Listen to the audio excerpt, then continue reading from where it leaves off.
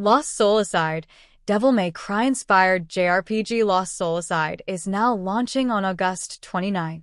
The PlayStation-backed action-adventure game Lost Soul-Aside has been delayed until August 25th, 2025. Previously, it was due to be released on May 30th. Starting development all the way back in 2014 as a one-man project, Lost Soul-Aside has been eagerly anticipated by many thanks to its Final Fantasy Versus XIII, later FFXV, inspired visual design and flashy action combat. Over the years, the game's ambitions grew, necessitating further additional development time.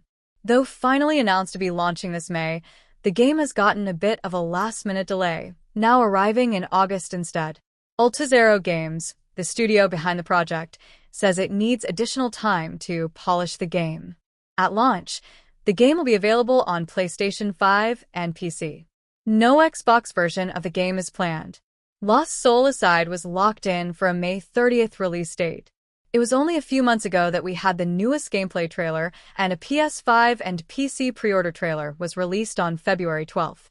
But Ultizero Games CEO Yongbing has delivered some bad news via the Lost Soul-Aside X page. We remain committed to delivering a high-quality game experience. To match the standards Ultizero Games have set for ourselves, we are going to take some additional time to polish the game. Lost Soul-Aside will now release on August 29th, 2025. What we've seen so far looks incredible, to be honest. With Sony publishing Lost Soul-Aside and a need for more hack and slash action, here's hoping this delay gives it an extra push to be a beast. On PC, Sony has promised optimized 4K graphics, ray tracing, DualSense controller support, and high dynamic range HDR display support. Note that the developers of this game recommend playing it with a controller. If you use a keyboard and mouse, you may have a subpar experience. Below are the official PC system requirements of Lost Soul-Aside. Sadly, resolution, frame rate, and settings targets have not been released.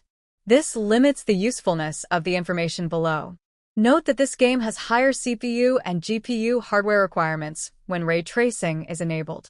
Furthermore, it should be noted that Ultra Ray Tracing recommends an RTX 50 series GPU.